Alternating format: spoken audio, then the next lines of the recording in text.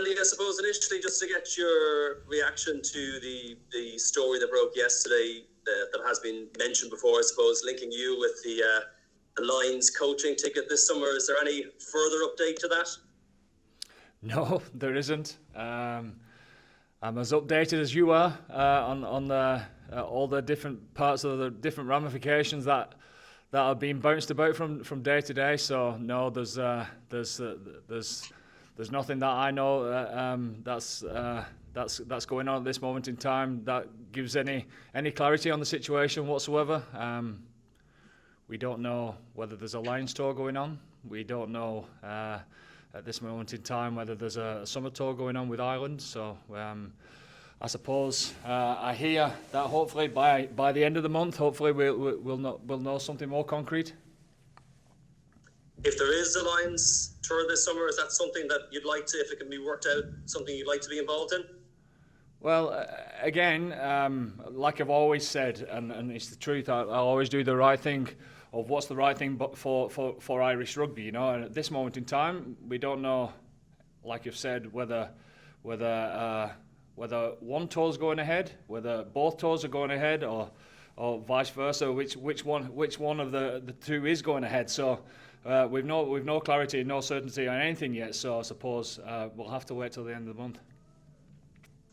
Is it a case that if they both go ahead, it couldn't be worked out because Ireland obviously would play in the Pacific Islands?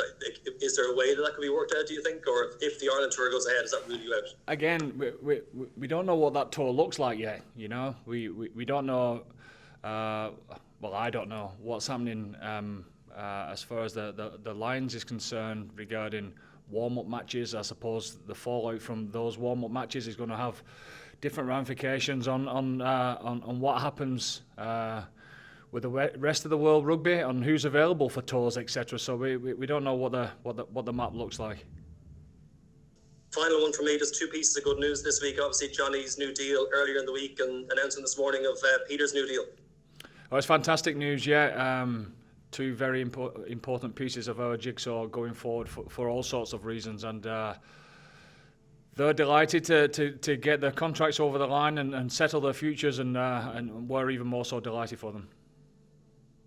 Great stuff. Thanks a million, Andy. Thank you. Andy, hi, it's Michael Corkin here. After the win over Italy, what are the areas that you feel that you need to work on with two massive games coming up in the space of a week? Plenty, Corky. There's plenty of areas like every single game. You know, you always gonna overanalyze your own game and work on what could have been better. But I suppose after a couple of defeats, and I suppose going into the games, a little bit of pressure on the lads, and we asked for to show our character with the right attitude of turning up to the game, and rather than dwell on the negatives, I think we can now focus on the positives, and I think our attitude was top class going into that game. You know, I think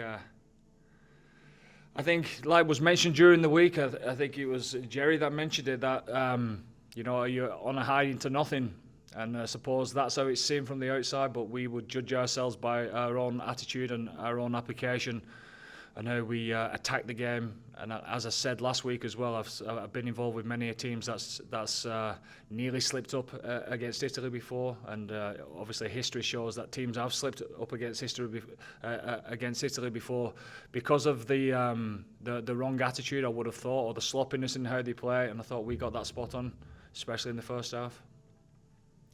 And the next two games that are coming up, are they effectively going to define your Six Nations Championship campaign? Well, yeah, I mean, the two massive games for us. I mean, the old enemies, aren't they? You know, the rivalry is as ripe as ever with Scotland and with England, and you know, all three teams want to finish the Six Nations on a high, and that's why we love it so much, don't we? Because the goalposts keep changing week to week in the Six Nations, and there's an emotional aspect that comes to that as well. And yeah, we know going to Murrayfield again in the recent past we've come unstuck there, so we know how well they're playing at the minute, and we know how well that we'll need to play to come away with a victory. Thanks a lot, man. Cheers. Andy, Justin Tracy. Andy, just wondering if there was an injury update on the 4 players carrying knocks out of the Rome game, and anybody else that may have a health issue just at the moment. There's a few bangs and bruises that took a couple of days to settle down, but all settling down well with all of the players. We expect them all to be fully fit for the beginning of next week.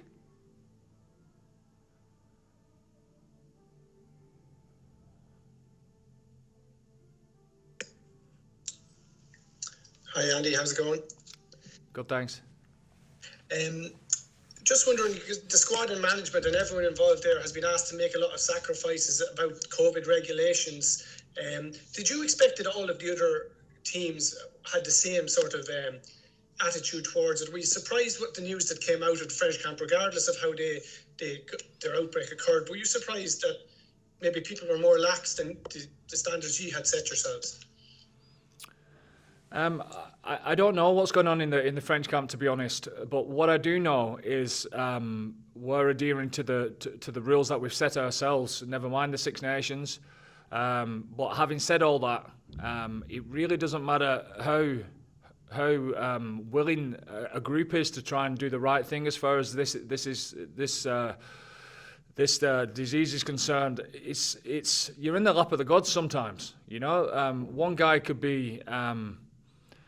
For no fault of his own, could spread the disease around the camp, and we probably never know where he's got it from through no fault of his own. This guy could be the most diligent guy within the group as far as adhering to the protocols. So I wouldn't like to comment on anyone else's camp. Because I know that from our point of view that everyone's trying the best, and as I said, there's people that's in charge of COVID management, etc. And they're doing a sterling job. But these things can't be helped along the way, and that's why I wouldn't like to comment on it really. Very good. Can I just ask you, I remember last year you had mentioned a couple of times that you were still in touch with Joe Smith. You were getting some feedback off him. Do you still chat to Joe regularly, or is there somebody else now who's closer to home that you're getting some feedback off who's not necessarily in the camp? I get feedback of plenty of people that I trust, and there's all sorts of different phone calls, text messages that happen within a week, and Joe's still one of those. Okay. So you are still. He is still. He's working away. He's busy. He's busy on his new job. So I tend not to pester him too much. But we tend to send each other a text message in and around game time. Okay, very good. Thanks, Sandy. Cheers.